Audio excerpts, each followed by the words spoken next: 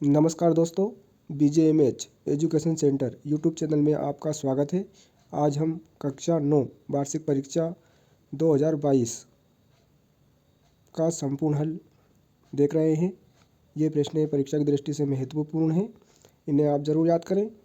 प्रश्न क्रमांक 1 था अपना, सही विकल्प चुनकर लिखिए। प्रेम मार्गी शाखा के प्रतिनिधि कवि हैं जायसी, जिनका पूरा नाम मलिक मोहम्मद जायसी है। दूसरा प्रश्न है, काव्य के भेद माने गए हैं। तो काव्य के 2 भेद माने गए हैं, श्रव्य काव्य और दृश्य काव्य। तीसरा प्रश्न था, रिपोतार्ज शब्द है, तो इसका सही उत्तर होगा आवाला, फ्रांसीसी भाषा का। शब्द के अंत में जुड़कर उसका अर्थ परिवर्तित करने वाले शब्दांश कहलाते हैं, तो वे प्रत्ययी कहलाते हैं। सावाला उत्तर सही है इसका। एकांकी में उमा पात्र की माँ का नाम है, तो इसका सही उत्तर होगा प्रेमा। जो एकांकी है, रीढ़ की हड्डी एकांकी, उसमें उमा नाम की लड़की है जिसकी माँ का नाम प्रेमा है और पिता का नाम रामस्वरूप है। लेखक शमशेर बहादुर सिंह ने जब दिल्ली के लिए पलायन किया, उस समय उनके पास थे, तो उनके पास उस समय 5 से 7 रुपये थे, तो इसका सही उत्तर होगा दा वाला। उसके बाद प्रश्न क्रमांक 2 है, रिक्त स्थानों में सही विकल्प चुनकर लिखिए। ने वात्सल्य का कोना कोना झाँका है, तो सूरदास जी ने। सूरदास जी को वात्सल्य रस का सम्राट भी कहते हैं। प्रगतिवादी कविता के समाजवाद से प्रभावित है, तो इसका सही उत्तर होगा कार्ल मार्क्स। घृणा को उत्पन्न करने वाले दृश्यों का वर्णन होने पर रस होता है, तो वहाँ पर बीभत्स रस होता है। इसका स्थायी भाव जुगुप्सा होता है। मात्रिक छंद में की गणना की जाती है, तो मात्राओं की गणना की जाती है। जो अधिक बोलता है उसे कहते हैं, तो उसे वाचाल कहते हैं। एकांकी में होता है, तो एकांकी में एक अंक होता है। माटी वाली पाठ के लेखक हैं, तो माटी वाली पाठ के लेखक तो विद्यासागर नोटियाल हैं। उसके बाद में सही जोड़ियाँ बनाकर लिखिए। सही जोड़ी हम देखते हैं, छायावाद, तो इसकी सही जोड़ी होगी प्रकृति का मानवीकरण। छंद के प्रकार, छंद के 2 प्रकार होते हैं। उसके बाद में नाना साहब की पुत्री, तो मेना।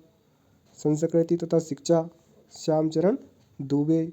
ग्राम का तद्भव, गांव आ जाएगा इसका। शमशेर बहादुर सिंह, सहपाठी नरेंद्र शर्मा। प्रश्न क्रमांक 4 है, एक वाक्य में उत्तर लिखिए। मेघ के आगमन की सूचना देने आगे आगे कौन प्रसन्नतापूर्वक चल रही है। तो मेघ के आगमन की सूचना देने आगे आगे हवा प्रसन्नतापूर्वक चल रही है। चरण सरोज पाकारन लागे में कौन सा अलंकार है। तो चरण सरोज पाकारन लागे में रूपक अलंकार है। श्रृंगार रस का स्थायी भाव लिखिए। तो श्रृंगार रस का स्थायी भाव रति है। पराकाष्ठा शब्द का क्या अर्थ है। तो पराकाष्ठा शब्द का अर्थ चरम सीमा है। उपसर्ग शब्द में कहाँ जुड़ता है। तो उपसर्ग शब्द में शब्द या शब्दांश के पहले जुड़ता है। लेखिका मृदुला गर्ग के नाना पढ़ाई करने कहाँ गए थे। तो लेखिका मृदुला गर्ग के नाना पढ़ाई करने इंग्लैंड गए थे। प्रत्ययी शब्द में कहाँ जुड़ता है। तो शब्द के बाद, प्रत्ययी शब्द में शब्द के बाद जुड़ता है। उसके बाद प्रश्न क्रमांक 5 है, सत्य असत्य लिखिए। सत्य असत्य में देखते हैं हम। पहला है, नई कविता में खड़ी बोली में रचनाएं अधिक की गई, सत्य। रसयुक्त वाक्य ही काव्य है, कथन आचार्य विश्वनाथ का है, सत्य। अलंकार का सामान्य अर्थ गहना, सत्य। अलंकार का सामान्य अर्थ गहना या आभूषण होता है। सुबह के समय गुरुदेव बगीचे में नहीं टहलते थे, असत्य। किरण शब्द का पर्यायवाची रश्मि है, सत्य। किरण शब्द के पर्यायवाची शब्द रश्मि, कर, मयूख, अंशु होते हैं। उमा के व्यक्तित्व में साहस की कमी है, तो यह असत्य है। 9 वार्षिक परीक्षा 2022 हिंदी का प्रश्न क्रमांक 6 देख रहे हैं हम। प्रश्न क्रमांक 6 है, आदिकाल को वीरगाथा काल क्यों कहा जाता है, अथवा सगुण काव्य धारा के प्रमुख कवि एवं उनकी रचनाएं लिखी। तो दोनों प्रश्नों के उत्तर एक साथ हम देखते हैं। आदिकाल को वीरगाथा काल इसलिए कहा जाता है क्योंकि इस काल में जो कवि राजा के आश्रय में रहते थे, वे राजा की वीरता का वर्णन अपनी रचनाओं में करते थे। इस काल की रचनाओं में वीर रस की प्रधानता थी। अथवा वाला प्रश्न था, सगुण काव्य धारा के प्रमुख कवि व उनकी रचनाएं लिखिए। तो इसका उत्तर देखते हैं हम। सगुण काव्य धारा के प्रमुख कवि एवं उनकी रचनाएं, सूरदास उनकी रचनाएं हैं सूरसागर, सूरसरावली। तुलसीदास, इनकी रचनाएं रामचरितमानस, विनय पत्रिका। शगुन काव्य धारा के प्रमुख कवि हैं दोनों। प्रश्न क्रमांक 7 है, कबीर रसखान के भाव सौंदर्य की दो विशेषताएं लिखिए अथवा सुमित्रानंदन पंत के भाव सौंदर्य की दो विशेषताएं लिखिए। तो सुमित्रानंदन पंत के भाव सौंदर्य की दो विशेषताएं देख रहे हैं हम। पहली विशेषता है प्रकृति प्रेमी। सुमित्रानंदन पंत प्रकृति के सुकुमार और कोमल रूपों के प्रति विशेष प्रेम रखते थे। दूसरी विशेषता है मानवीय भावनाओं का चित्रण। सुमित्रानंदन पंत मानवीय संवेदनाओं के प्रति भी अत्यंत संवेदनशील थे। प्रश्न क्रमांक 8 देखते हैं हम, कोयल की कूक सुनकर कवि की क्या प्रतिक्रिया थी अथवा अरहर और सनई के खेत कवि को कैसे दिखाई देते हैं। दोनों प्रश्नों के उत्तर देखते हैं हम। कोयल की कूक सुनकर कवि की क्या प्रतिक्रिया थी। तो अंधेरी काली रात में कोकिल की दर्द भरी कूक सुनकर कवि माखनलाल चतुर्वेदी इस कूक का कारण जानना चाहते हैं। उनकी प्रतिक्रिया होती है कि क्या तुम बावली हो गई हो जो आधी रात को इस प्रकार चीख रही हो। तुम्हें किसी जंगल की आग की लपटें तो नहीं दिख गई हैं। अरहर और सनई के खेत कवि को कैसे दिखाई देते हैं। तो अरहर और सनई के खेत कवि सुमित्रानंदन पंत को ऐसे दिखाई देते हैं, जब अरहर और सनई के पौधों पर फल जब पककर तैयार हो जाते हैं तो ऐसा लगता है मानो खेत में सोने की किंकड़ी बजने लगी है। प्रश्न क्रमांक 9 है, मुक्तक काव्य की परिभाषा लिखिए अथवा प्रबंध काव्य की परिभाषा भेद सहित लिखिए। तो दोनों प्रश्नों का उत्तर हम देखते हैं। तो प्रश्न क्रमांक 9 का उत्तर है मुक्तक काव्य की परिभाषा। आचार्य रामचंद्र शुक्ल के अनुसार प्रबंध काव्य यदि विस्तृत वनस्थली है तो मुक्तक काव्य एक चुना हुआ गुलदस्ता है। अथवा वाला प्रश्न था प्रबंध काव्य की परिभाषा भेद सहित लिखिए। तो प्रबंध काव्य यह श्रव्य काव्य का एक प्रमुख भेद है। प्रबंध काव्य के छंद एक कथा के धागे में माला की तरह गुथे होते हैं, अर्थात जो रचना कथा सूत्रों या छंदों की तारतम्यता में अच्छी तरह बंधी हो उसे प्रबंध काव्य कहते हैं। प्रबंध काव्य के प्रमुख 3 प्रकार होते हैं, महाकाव्य, खंड काव्य, आख्यानक गीत। प्रश्न क्रमांक 10 से अपना यमक अलंकार की परिभाषा उदाहरण सहित लिखिए अथवा अद्भुत रस की परिभाषा उदाहरण सहित लिखिए। यमक अलंकार काव्य में जब एक ही शब्द 2 या 2 से अधिक बार आए और प्रत्येक बार उसका अर्थ अलग अलग निकले तो उसे यमक अलंकार कहते हैं। उदाहरण, कनक कनकते सौगुनी, मादकता अधिकाई, या खाए बोराई जग वा पाए बोराई। अथवा वाला प्रश्न था अद्भुत रस की परिभाषा उदाहरण सहित। तो सहृदय के हृदय में विस्मय नामक स्थायी भाव का जब विभाव, अनुभाव एवं संचारी भाव से संयोग होता है वहाँ पर अद्भुत रस होता है। उदाहरण, बिनु पग चले सुने बिनु काना, कर बिनु कर्म करे विधि नाना, आनंद रहित सकल रस भोगी, बिनु वाणी वक्तावर जोगी। प्रश्न क्रमांक 11 है अपना निबंध की परिभाषा लिखते हुए किन्हीं 2 निबंधकारों के नाम लिखिए अथवा रिपोर्टार्ज से आप क्या समझते हैं। निबंध की परिभाषा आचार्य रामचंद्र शुक्ल के अनुसार यदि गद्य कवियों की कसौटी है तो निबंध गद्य की कसौटी है। 2 प्रमुख निबंधकार भारतेंदु हरिश्चंद्र, महावीर प्रसाद द्विवेदी।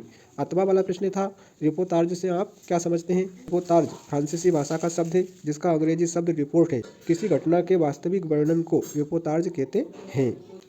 हजारी प्रसाद द्विवेदी की भाषा शैली की किन्हीं 2 विशेषताओं को लिखी अथवा हरिशंकर परसाई की व्यंग्यात्मक शैली की किन्हीं 2 विशेषताओं को लिखी। प्रश्न क्रमांक 13 है अपना उपभोक्तावादी संस्कृति के क्या दुष्परिणाम सामने आ रहे हैं अथवा लेखिका महादेवी वर्मा उर्दू फारसी क्यों नहीं सीख पाई। तो इसका उत्तर देखते हैं। उपभोक्तावादी संस्कृति के फैलाव का परिणाम हमारे समाज के लिए घातक सिद्ध हो रहा है। विज्ञापनों से चमत्कृत और आकर्षित होकर जिन साधनों और खाद्यों पर हम अपने सीमित संसाधनों का अपव्यय कर रहे हैं वे हितकर नहीं है। इस प्रकार की चीज़ों से उच्च वर्ग और सामान्य वर्ग के बीच अलगाव पैदा हो रहा है। सामाजिक संबंध टूट रहे हैं, मर्यादाएं भंग हो रही हैं, हम स्वार्थी होते जा रहे हैं। आठवां वाला प्रश्न था लेखिका महादेवी वर्मा उर्दू फारसी क्यों नहीं सीख पाई। तो लेखिका महादेवी वर्मा उर्दू फारसी नहीं सीख पाई क्योंकि उर्दू फारसी सीखने में उनकी बिल्कुल भी रुचि नहीं थी। पढ़ाने के लिए मौलवी आए तो वे चारपाई के नीचे छिपकर बैठ गई। निपात शब्द से क्या आशय उदाहरण सहित लिखी अथवा विज्ञापन लेखन की किन्हीं 2 विशेषताओं को लिखी।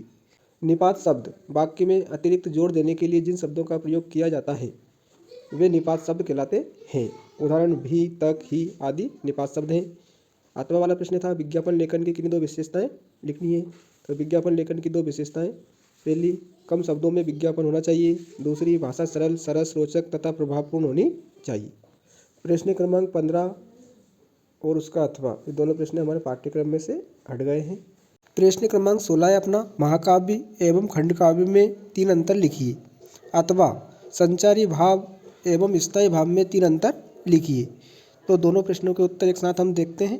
महाकाव्य और खंड काव्य में अंतर। महाकाव्य का आकार विस्तृत होता है, खंड काव्य का आकार सीमित होता है। दूसरा अंतर हो जाएगा महाकाव्य में पात्रों की संख्या अधिक होती है जबकि खंड काव्य में पात्रों की संख्या कम होती है। तीसरा अंतर है महाकाव्य में 8 या इससे अधिक सर्ग होते हैं जबकि खंड काव्य में 1 सर्ग होता है। संचारी भाव एवं स्थायी भाव में अंतर। संचारी भावों की संख्या 33 होती है जबकि स्थायी भावों की संख्या 10 होती है। संचारी भाव हृदय में कुछ देर रहकर गायब हो जाते हैं जबकि स्थायी भाव हृदय में स्थायी रूप से विद्यमान रहते हैं। तीसरा अंतर है, संचारी भाव पूर्व में ही निर्धारित एवं निश्चित नहीं होते हैं जबकि स्थायी भाव पूर्व में ही निर्धारित एवं निश्चित होते हैं। प्रश्न क्रमांक 17 है अपना, आकर्मक क्रिया एवं सकर्मक क्रिया में 3 अंतर लिखिए अथवा संधि एवं समास में 3 अंतर लिखिए। आकर्मक क्रिया एवं सकर्मक क्रिया में अंतर। जिन क्रिया शब्दों के साथ कर्म ना हो और क्रिया का फल सीधे कर्ता पर पड़े उन्हें आकर्मक क्रिया कहते हैं। जिन क्रिया शब्दों के साथ कर्म हो और क्रिया का फल कर्म पर पड़े उन्हें सकर्मक क्रिया कहते हैं। दूसरा अंतर है, आकर्मक क्रिया का प्रयोग कृतवाच्य और भाववाच्य में होता है जबकि सकर्मक क्रिया का प्रयोग कृतवाच्य एवं कर्मवाच्य में होता है, भाववाच्य में ना के बराबर होता है। तीसरा अंतर है, आकर्मक का अर्थ है कर्म के बिना, उदाहरण वह खेल रहा है, जबकि सकर्मक का अर्थ होता है कर्म के साथ, उदाहरण वह क्रिकेट खेल रहा है। संधि एवं समास में 3 अंतर। संधि में 2 वर्णों का योग होता है, 2 पदों का योग होता है। संधि को तोड़ना संधि विच्छेद कहलाता है, समास को तोड़ना समास विग्रह कहलाता है। तीसरा अंतर होगा, संधि के 3 प्रकार होते हैं जबकि समास के 6 प्रकार होते हैं। प्रश्न क्रमांक 18 है, निम्नलिखित गद्यांश या काव्यांश को पढ़कर नीचे लिखे प्रश्नों के उत्तर लिखिए। एकल परिवारों के चलन से मित्रता का महत्व और अधिक बढ़ा है। प्रश्न दे रखा है, उपयुक्त गद्यांश का उपयुक्त शीर्षक लिखिए। तो यहाँ अपठित गद्यांश मित्रता का महत्व, मित्रता के महत्व के बारे में दे रखा है तो इसका शीर्षक होगा मित्रता का महत्व। दूसरा प्रश्न है, मित्रता का महत्व अब क्यों बढ़ गया है? तो इसका उत्तर होगा मित्रता का महत्व अब क्यों बढ़ गया है? तो एकल परिवारों के चलन से मित्रता का महत्व और अधिक बढ़ा है। यह दूसरे प्रश्न का उत्तर होगा। तीसरा प्रश्न है अपना, उपयुक्त गद्यांश का सारांश लिखिए। तो सारांश आपको जो अपठित गद्यांश दे रखा है इसी में से आपको मुख्य मुख्य बातें लिखनी है। प्रश्न क्रमांक 19, दीपावली, मिठाई, दिया, मेहमान, खुशी, आशीर्वाद, अद्भुत आदि शब्दों से मिलाकर एक अनुच्छेद तैयार कीजिए। तो एक अनुच्छेद आपको कम से कम 8-9 वाक्य आपको लिखने हैं अनुच्छेद में, जिसमें दीपावली, मिठाई, दिया, मेहमान, खुशी, आशीर्वाद, अद्भुत शब्द आने चाहिए। तो आप कर सकते हैं इसे। मासिक टेस्ट को लेकर अपने कक्षा अध्यापक से की गई बातचीत अर्थात संवाद लिखना है आपको, बातचीत। उसके बाद में प्रश्न क्रमांक 20 है, निम्नलिखित काव्यांश का संदर्भ प्रसंग सहित भावार्थ लिखिए। ऊंचे कुल का जन्मिया, जे करनी ऊंच न होई, सुवर्ण कलश सुरा भरा, साधु निंदा सोई। तो इसका संदर्भ प्रसंग और भावार्थ हमें लिखना है। इस प्रश्न का उत्तर हम देखते हैं। संदर्भ है इसका, प्रस्तुत काव्यांश हमारी पाठ्य पुस्तक के साखियाँ एवं शब्द पाठ से लिया गया है। इसके रचयिता कबीर हैं। प्रसंग में इसमें कुल से बड़ा मनुष्य के कर्मों को बताया गया है।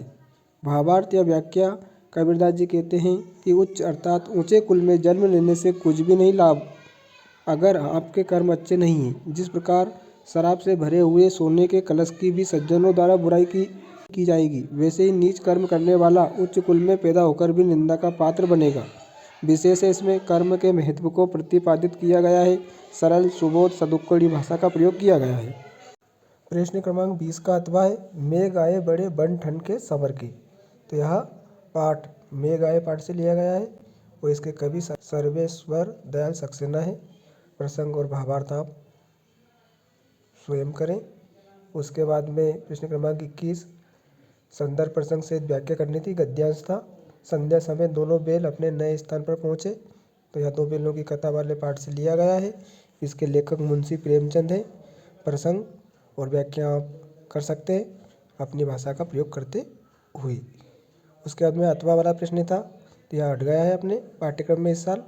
उसके बाद में प्रश्न क्रमांक 22 है अपना, अपने विद्यालय के प्राचार्य महोदय को स्थानांतरण प्रमाण पत्र हेतु एक आवेदन पत्र लिखिए। तो इस प्रश्न का उत्तर हम देख लेते हैं। तो सेवा में श्रीमान प्राचार्य महोदय, प्रधान अध्यापक की जगह आप प्राचार्य कर लें। शासकीय माध्यमिक विद्यालय की जगह आप शासकीय हाई स्कूल या शासकीय हायर सेकेंडरी स्कूल जो भी है आपका, आप कर सकते हो। और विद्यालय का नाम। विषय स्थानांतरण प्रमाण पत्र प्राप्त करने हेतु आवेदन पत्र। महोदय, श्रीमान जी से मेरा विनम्र निवेदन है कि मैं कक्षा 9वीं का छात्र हूँ। मेरे पिताजी का स्थानांतरण पचौड़ से भोपाल हो गया है, इसलिए मैं आपके विद्यालय में पढ़ने में असमर्थ हूँ।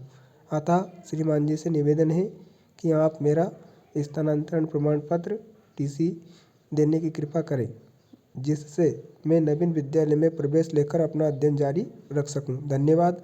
आपका आज्ञाकारी छात्र या छात्रा। नाम, कक्षा 9, पंजीयन क्रमांक और दिनांक। इस तरह से आपको स्थानांतरण प्रमाण पत्र की प्रार्थना पत्र लिखना है। प्रश्न क्रमांक 23 है अपना, निम्नलिखित में से किसी एक विषय पर निबंध लिखिए। विज्ञान के चमत्कार, जलीय जीवन है, कोविड-19, विद्यार्थी जीवन, समाचार पत्रों का महत्व। तो विज्ञान के चमत्कार का निबंध हम देख रहे हैं। विज्ञान के चमत्कार, विज्ञान वरदान या अभिशाप, विज्ञान एवं प्रौद्योगिकी। तो यहाँ विज्ञान के चमत्कार निबंध, विज्ञान शब्द आना चाहिए, निबंध यही आपको लिखना है।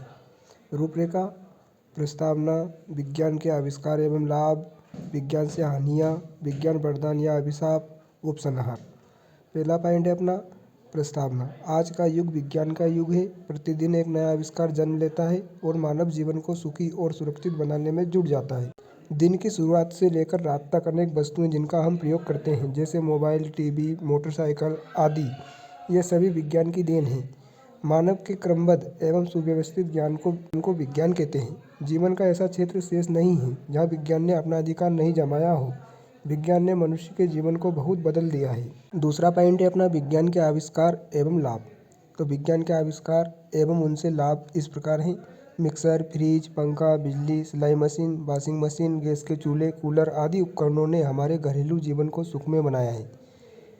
TV, mobile, cinema, photography, computer, radio, laptop आदि उपकरणों ने हमें मनोरंजन की नई नई सुविधाएं प्रदान की हैं। तीसरा पॉइंट है चिकित्सा के क्षेत्र में भी जानलेवा बीमारियों से मनुष्य की सुरक्षा हो पाई है। चौथा पॉइंट है मोटरसाइकिल, बस, कार, रेल, हवाई जहाज, ट्रक आदि उपकरण हमें एक स्थान से दूसरे स्थान पर हजारों मीलों तक ले जाते हैं और हमारे उपयोगी वस्तुएं, सामान को भी हजारों मीलों तक ले जा सकते हैं। तीसरा पॉइंट अपना है विज्ञान से हानियाँ। विज्ञान के आविष्कारों ने जहां मानव को सुविधाएं प्रदान की हैं, वहीं कुछ खतरे भी दिए हैं। वैज्ञानिक यंत्रों द्वारा होने वाली दुर्घटनाएं हजारों प्राणियों की जानें ले लेती हैं।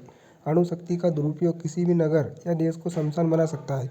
विषैली गैसें, तोपें और बमवर्षक विमान युद्ध के समय प्रलय जैसा दृश्य उपस्थित कर देते हैं।